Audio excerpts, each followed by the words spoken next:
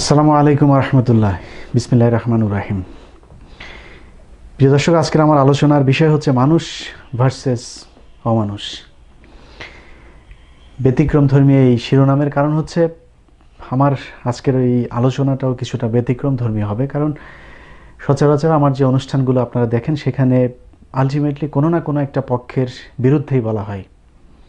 আমি মনে করি ভালো মানুষদেরকে নিয়ে আলোচনা করারও যথেষ্ট গুরুত্ব রাখে, কারণ হচ্ছে এই ভালো মানুষগুলোকে আমরা আলোচনায় আনি না, তাদেরকে নিয়ে আলোচনা করি না, তাদেরকে মনে করি না। এই কারণেই হয়তো এই দেশটাতে ভালো মানুষের উদ্ভব, ভালো মানুষের জন্মটার সংখ্যা এখন ধীরে ধীরে কমে যাচ্ছে। ধরুন, আজকে যে বাংলাদেশে আমরা বসবাস করছি, এই প্রজন্মের কাছে, মানে আমাদের প্রজন্মের কাছেই যদি জিজ্ঞেস করা হয় যে শেরে বাংলা একে ফজলুল হকের জন্মদিন কবে, মৃত্যুদিন কবে, তার অবদান কী ছিল এই বাংলাদেশের জন্য, মাওলানা আব্দুল হামিদ খান ভাসানী, স্যার সৈয়দ আহমেদ, সোহরাওয়ার্দী, এইসব মানুষগুলোর যে অবদান, যাদের উপরে দাঁড়িয়ে আছে আজকের এই বাংলাদেশ, তাদেরকে আমরা ভুলে গিয়েছি। আজকে যদি আপনাদেরকে বলা হয় যে জেনারেল ওসমানী কে, অনেক হয়তো চেনেই না। শুধুমাত্র এক কেন্দ্রিক বিশেষ কিছু মানুষকে আজকে তেলবাজি করে পুরো দেশটা চলছে। সে কারণে মনে করলাম কিছু মানুষকে আমার মনে হয় মানুষের সামনে তুলে ধরা উচিত। তার মধ্যে সবার প্রথমে আমি যার কথা বলতে চাই, বাংলাদেশের বর্তমান শ্বাসরুদ্ধকর পরিস্থিতির মধ্যে যিনি মানুষকে কিছুটা নিভু নিভু করে হলেও আশার আলো দেখাচ্ছেন, তার নাম হচ্ছে জনাব মাহমুদুর রহমান মান্না। আমি মোহাম্মদ ইলিয়াস হোসাইন, অত্যন্ত সাধারণ নগণ্য একজন ছোট মানুষ। অনেকে আমাকে সাংবাদিক বলেন, যদিও সেই পরিচয় দিতে আমি স্বাচ্ছন্দ্য বোধ করি না, কারণ যেই দেশে ইকবাল সোবহান সাংবাদিক, যেই দেশে শাবান মাহমুদ সাংবাদিক নেতা, যেই দেশে মুন্নি শাহাদের মতো সাংবাদিকরা এই গণমাধ্যমকে নিয়ন্ত্রণ করে, সেই দেশে সাংবাদিক পরিচয় দিতে আমি চাই না। আমি একজন প্রবাসী, সর্বোচ্চ একজন ইউটিউবার বলতে পারেন, দ্যাটস এনাফ। এর চেয়ে বেশি কিছু আমার দরকার নাই। তো আমার মতো একজন সাধারণ নগণ্য ইউটিউবারকে থামানোর জন্য আমার ইউটিউব চ্যানেলে ভিডিও দেওয়া বন্ধ করা, প্রোগ্রাম না করা, ফেসবুকে লাইভে না আসা, এসবের জন্য জোর জুলুম করে যা যা করা হয়েছে, যত ধরনের প্রলোভন আমাকে দেখানো হয়েছে, তো আমি শুধু অনুমান করতে পারি যে মাহমুদুর রহমান মান্না স্যারের মতো যারা এখন বাংলাদেশে বসে কথা বলছেন, সেই মানুষগুলোর উপর দিয়ে আসলে কি যাচ্ছে। আজকে ঢাকা বিশ্ববিদ্যালয়, যাকে একসময় প্রাচ্যের অক্সফোর্ড বলা হতো, সেই অক্সফোর্ড আজকে 1000 বিশ্ববিদ্যালয়ের মধ্যে তাদের নাম নাই। পৃথিবীর সর্বোচ্চ সেরা 1000 বিশ্ববিদ্যালয়ের মধ্যে ঢাকার নাম নাই, যে ঢাকা একসময় পৃথিবীর 20টা বিশ্ববিদ্যালয়ের মধ্যে একটা ছিল। কেন হয় নাই? এর কারণ হচ্ছে এখানে এখন পড়াশোনা হয় না, এখানে এখন তেলবাজি হয়, আর হচ্ছে দলীয় রাজনীতির প্র্যাকটিস হয়। এক একজন প্রক্টর, ঢাকা বিশ্ববিদ্যালয়ের ভিসি, এদের বিভিন্ন সময় আপনারা দেখেছেন, ডাকসু নির্বাচন থেকে শুরু করে নানান সময়ে তাদের যে ভূমিকা, সেটা কি একজন শিক্ষক নাকি ছাত্রলীগের ক্যাডার, বোঝার কোনো উপায় নাই। সেই ঢাকা বিশ্ববিদ্যালয়ে বসে যেমন একদল মানুষ এইভাবে একটা বিশেষ দলের চামচামো করছে, তেলবাজি করছে, ছোট লোকি করছে, এখানে বসেও যারা এখন পর্যন্ত আসিফ নজরুল স্যারের মতো সত্য কথা বলছেন, আপনাদেরকে স্যালুট। 3 নম্বরে যার কথা বলতে চাই, তিনি হচ্ছেন ডাক্তার জাফরুল্লাহ স্যার। এমন একজন মানুষ, কিছুদিন আগে পত্রিকাতে নিউজ দেখলাম, 35 বছর হলো একটা শার্ট পরছেন, তিনি একটা শার্টই পরছেন। অথচ এই মানুষটার অতীত ইতিহাস সম্পর্কে কেউ জানে? এই মানুষটা যদি চাইতো তাহলে ইউরোপের দেশে তিনি আজকে বিরাট বিলাসবহুল জীবনযাপন করতে পারতেন। অথচ এই ধুলা কাদার মধ্যে এসে নিজের জীবনটাকে একটা ঝুঁকির মধ্যে ফেলে দিয়েছেন, সত্য কথা বলে যাচ্ছেন এখন পর্যন্ত। তারপরে যার কথা বলতে চাই, তিনি আমার অত্যন্ত সম্মানিত, যাকে আমি আমার পিতার মতো মনে করি, একজন বিচারক মোতাহার হোসেন। এই ব্যক্তি আজ দেশে নাই, থাকতে পারে নাই। অন্য একটি দেশে গিয়ে তাকে নাগরিকত্ব নিতে হয়েছে। অথচ বাংলাদেশে যদি 5 জন দেশপ্রেমিককে এক জায়গায় করা হয়, তার মধ্যে তিনি একজন হবেন, আমার বিশ্বাস। দেশে নাই। তার অপরাধ সরকারের সাজানো একটি মামলাতে তিনি সরকারের ইচ্ছে মতো রায় দেন নাই। নিজের ব্যক্তি জীবনে এখন অনেক ধরনের সমস্যা তিনি সহ্য করছেন। তারপরে যার কথা বলতে চাই, ঢাকা বিশ্ববিদ্যালয়ের ডাকসুর সাবেক ভিপি নুরুল হক নূর। যেই বাংলাদেশে বসে তিনি এখন কথা বলছেন, আজকের কথা বাদ দেন, কেউ যদি মনে করেন যে ভিপি নূর হচ্ছে ডিজিএফআইয়ের এজেন্ট, কোনো সমস্যা নেই বলেন। রয়ের এজেন্ট, সমস্যা নেই বলেন। আওয়ামী লীগের বি গ্রুপের একটা টিম হয়ে কাজ করছে, বলেন, সমস্যা নাই। যদি সেটা হয়েও থাকে, সেই দোষ ভিপি নূরের না, সেই দোষ বাংলাদেশের মানুষের। কারণ এই ভিপি নূর যখন মার খেয়েছে, তার আশপাশে যতগুলো মানুষ দাঁড়িয়ে দাঁড়িয়ে মোবাইলে ছবি তুলেছেন, এই মানুষগুলো গিয়েও যদি নাকি হই করে মারামারি শুরু করত, ছাত্রলীগ পালানোর সুযোগ পেত না। আজকে যে মুক্তিযুদ্ধ মঞ্চ, সব কিছু ভিডিওতে রেকর্ড থাকছে, কে কে কোন মারামারিতে থাকছে। এগুলো কিন্তু আগের মতো না যে কারোর ছবি দেখা যাবে না, সব দেখা যাচ্ছে। খুব সাবধান। কখন দেশের পরিস্থিতি কোন দিকে যায় কেউ বলতে পারবে না। আপনারা করছেন, করেন, কোনো সমস্যা নাই, কিন্তু প্রতিটা মুহূর্ত যে খুব ক্রুশিয়াল যাচ্ছে এটা কিন্তু আপনারা জানেন। শেখ হাসিনা আজকে দিনে থাকে গণভবনে, রাতে গিয়ে থাকে যমুনায়। তো ভিপি নূর যখন মার খেয়েছে তখন তার পাশে কেউ যায় নাই।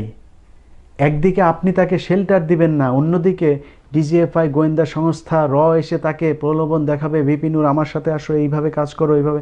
যেতেই পারে, সে তো মানুষ, তার মধ্যে লোভ আছে, সবচেয়ে বড় কথা হচ্ছে তার মধ্যে ভয় আছে।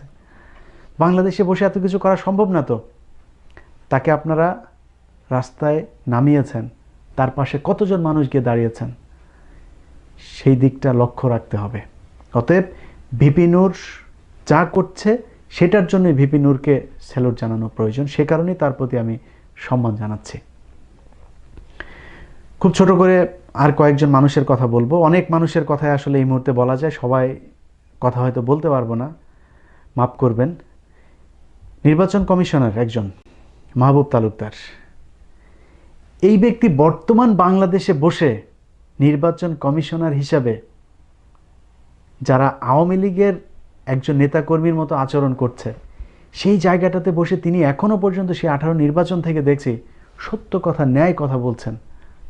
সম্মান জানাতেই হবে। বাংলাদেশে এই মুহূর্তে ইসলামকে ধ্বংস করার জন্য যে শক্তি কাজ করছে, সেই শক্তি এখন বর্তমানে ক্ষমতায় আছে। এই সময়ে বসে জনাব আব্দুর রহিম স্যার, যিনি জনস্বাস্থ্য ইনস্টিটিউটের পরিচালক, তিনি একটি বিজ্ঞপ্তি দিয়েছেন যেখানে তিনি একটা পোশাক কোড জারি করেছেন। তিনার অফিসে যারা মুসলমান আছে, অন্য ধর্মের মানুষ না, মুসলমান নারীদের জন্য এবং পুরুষের জন্য ইসলামী নিয়ম অনুযায়ী তিনি পোশাক পরিচ্ছদ পরার জন্য আদেশ দিয়েছেন। তাকে চাকরিচ্যুত হতে হয়েছে। আব্দুর রহিম স্যার, আপনার কাছে আমার এই ভিডিও, আমার বিশ্বাস যাবে। তার পরিচিত কেউ যদি ভিডিওটা দেখে থাকেন, তিনাকে জানাবেন। আপনার জন্য পুরস্কার অবশ্যই আছে। এই চাকরি করে মৃত্যুর পরে আসলে কোনো কিছুই আপনি দিতে পারবেন না আল্লাহর কাছে। এটা জবাব না। আপনার যে প্রশ্নের জবাব আপনাকে হাসরের ময়দানে দিতে হবে, এখানে চাকরির মধ্যে কিছুই নাই। এই চাকরিটা হারিয়েছেন যেই কারণে, এটাই আপনার জীবনের সবচাইতে বড় অর্জন। আমাদের আসম আব্দুর রব, সম্ভবত তিনি গৃহবন্দী হয়ে আছেন, তাকে গোয়েন্দা নজরদারিতে রাখা হয়েছে। আমি যতটুকু আমার কাছে তথ্য আছে, সেই তথ্য অনুযায়ী বয়স হয়েছে, যে কারণে হয়তো তিনি অনেক ঝুঁকি নিতে পারেন না শারীরিক পরিস্থিতির কারণে। কিন্তু এই মানুষটা কিন্তু কখনোই সেই মুক্তিযুদ্ধ থেকে শুরু করে আজ পর্যন্ত পাকিস্তানের চোখ রাঙানিতেও তিনি কাঁপেন নাই শেখ মুজিবের চোখ রাঙানিতেও তিনি কাঁপেন নাই, বিএনপির চোখ রাঙানিতেও তিনি কাঁপেন নাই, আজকের শেখ হাসিনার বা ভারতের রয়ের চোখ রাঙানিতেও তিনি কাঁপেন নাই। তিনি সব সময় সত্য কথা বলেছেন। আমার গত একটা অনুষ্ঠান আছে যেটা শিরোনাম হচ্ছে শেখ হাসিনার আশপাশেই সেই খুনিরা, সেই অনুষ্ঠানে আমি তার কিছু বক্তব্য দিয়েছি। তিনি 71 থেকে 75 যখন প্রতিটা মানুষ ভয়ে হোক আর নিজের স্বার্থের কারণেই হোক শেখ মুজিবের তেলবাজি করেছে, সেই সময়েও জ্বালাময়ী বক্তব্য দিয়েছেন এই আসম আব্দুর রব বাংলাদেশে গণতন্ত্রকে প্রতিষ্ঠিত করবার জন্য। সেই আসম আব্দুর রব আজ পর্যন্ত যুদ্ধ করে যাচ্ছেন। শ্রদ্ধা আপনার জন্য। হযরত জুনায়েদ বাবুনগরী, আমার দেখা বাংলাদেশের সবচাইতে ধর্মভীরু সৎ মানুষ আমি মনে করি, প্রমাণিত।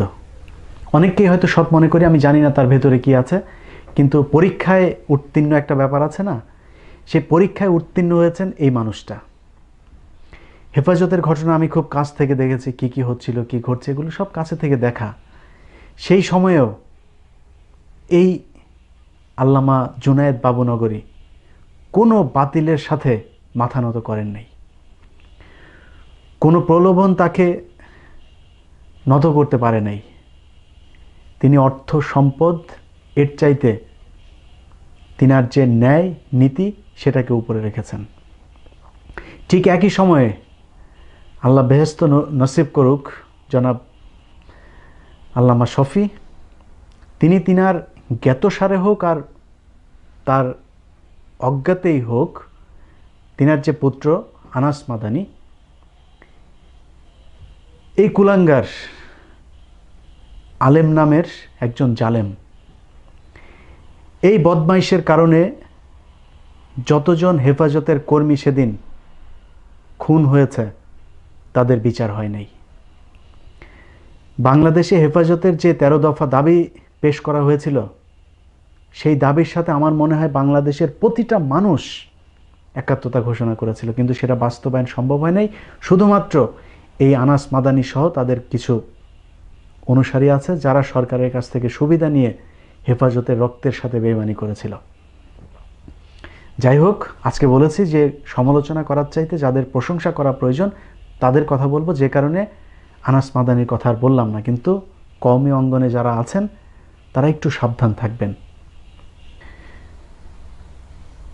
এরপরে যার কথা বলতে চাই তিনি হচ্ছেন বদরুদ্দোজা চৌধুরী, মাহিবী চৌধুরী।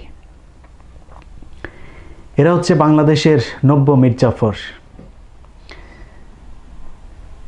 আরও কয়েকজন মানুষের কথা বলবো, বলেই শেষ করব। এনাম আহমেদ চৌধুরী, শমশের মবিন চৌধুরী, তাদের মতো কিছু কুলাঙ্গার আছে যারা বিএনপির সময় লুটপাটে ভাগিদার ছিল, আবার যখন বিএনপি ক্ষমতায় নাই, দেশের যখন ক্রান্তিকাল, তখন তারা নিজেদের সম্পদ আর নিজেদের জীবন বাঁচানোর জন্য শুধুমাত্র চুপই থাকে নাই, তারা এই বদমাইশ ভারতীয় রাজাকারদের সাথে হাত মিলিয়েছে। আচ্ছা, বাংলাদেশের মানুষ কি এত বোকা মনে হয় আপনাদের? আপনি সারা বছর সারাটা জীবন কাটালেন জিয়াউর রহমানের আদর্শ বুকে লালন করে, আর এখন এসে সরাসরি শেখ মুজিবের আদর্শ লালন করছেন। রাস্তা তো দুই দিকে, গেলেন কিভাবে? মানুষ কিচ্ছু বুঝে না, না করতেন কোনো কিছু। বিএনপির অনেক মানুষ আছে না, বিএনপির এই যে রুহুল কবির রিজভী থেকে শুরু করে ফখরুল ইসলাম, যত নেতা আছে, অনেক নেতা আছে না, জীবনের ঝুঁকি নিয়ে বাংলাদেশে বসবাস করছে, কথা বলতে পারছে না, অর্থ সম্পদ সব কিছু হারিয়েছে, চুপ আছে, যথেষ্ট। বাংলাদেশে বসে এখন কথা বলতে পারাটা এটা কত ঝুঁকিপূর্ণ সেটা আমরা জানি। চুপ থাকতে পারতেন অন্তত। এই বাংলাদেশে মানুষের বিরুদ্ধে যারা অবস্থান নিয়েছে তাদের পক্ষে আপনারা কাজ করছেন। এই মানুষগুলোকে চেনাতে হবে আপনাদেরকে। বাঙালি জাতি আবেগী জাতি, আমরা খুব বেশি দিন কারোর অপকর্ম মনে রাখি না। ধরুন আজকে আওয়ামী লীগ ক্ষমতায়, 10 বছর পরে এই আওয়ামী লীগের কথা কেউ মনে রাখবে না। 71 থেকে 75-এর কথা কেউ মনে রাখে নাই। ইতিহাস কিন্তু আছে, সেই ইতিহাস কেউ পড়ে না। এই সরকার আসার পরে 71 থেকে 75 কিংবা মুক্তিযুদ্ধ সব ইতিহাসকে বিকৃত করে মানুষের সামনে উপস্থাপন করছে। কেউ আজকে সোহরাওয়ার্দীকে চেনে না, কেউ মাওলানা আব্দুল হামিদ খান ভাসানীকে চেনে না, শেরে বাংলাকে ফজলুল হককে কেউ চেনে না। সবাই চেনে শুধুমাত্র শেখ মুজিব ছিল বাংলাদেশের একেবারে সব কিছু।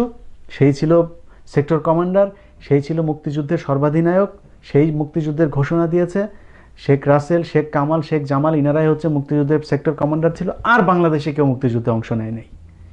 তো চাপাবাজি করে আসলে বাংলাদেশে আপনি আবার ফের মিথ্যা রাজা সাজবেন, এটা আমি হতে দেবো না। এই কারণে আমি আপনাদেরকে মানুষগুলোকে চিনিয়ে রাখতে চাই। আজকে ব্যারিস্টার সুমন নিজেকে বিরাট সুশীল দাবি করে, আসেন না কথা বলেন না যে ভারতে এই যে সীমান্তে 2 জন র্যাবকে ধরে নিয়ে গেল সেটা নিয়ে। আসেন না একটু কথা বলি, বিচার ব্যবস্থা যে অবস্থা এটা নিয়ে একটু কথা বলেন। আপনি তো ব্যারিস্টার, আপনি ওইখানে যাচ্ছেন কথা বলছেন, আপনার বিচারালয়ের অবস্থাটা নিয়ে একটু কথা বলেন দেখি কীরকম পারেন। সেটা নিয়ে কথা বলবেন না। আপনাকে প্রসিকিউটর বানানো হয়েছে আন্তর্জাতিক অপরাধ ট্রাইব্যুনালের, সেই অপরাধ ট্রাইব্যুনালটা কি স্বচ্ছ ছিল সেটা নিয়ে কথা বলতে পারবেন? আপনি আমেরিকাতে এসে বেসমেন্টের মধ্যে যা তারপরে মিটিং করলেন যে আওয়ামী লীগ, আপনি একজন বড় আওয়ামী লীগার, আগে এত আওয়ামী লীগ করতেন না যতটা আওয়ামী লীগ করছেন এই প্রসিকিউটর হবার পরে। কোট আনকোট আপনার বক্তব্যটা বললাম। আপনি একজন প্রসিকিউটর, একজন ব্যারিস্টার হয়ে আপনি এই কথা বলতে পারেন যে আওয়ামী লীগ আগে এত করতাম না, এখন যা করি? আপনার এক কথার জন্য আপনার বিচার হবে। সেটা কি জানেন? যে আপনি ব্যবস্থা করেছেন মীর কাসেম আলীর ফাঁসির জন্য। আপনি ব্যবস্থা করেছেন মীর কাসেম আলীর ফাঁসির জন্য। এই বক্তব্য তো আছে ইউটিউবে, আমি জমা করে রেখেছি, আমার ইউটিউবে চালিয়েছি, আপনারা নিশ্চয়ই দেখেছেন। এগুলোর বিচার হবে একদিন। অতএব নায়ক আর খলনায়ক এই দুইটার মধ্যে পার্থক্য বাঙালি জাতিকে বুঝিয়ে দেওয়ার জন্য আমি কাজ করছি। আল্লাহ হাফেজ।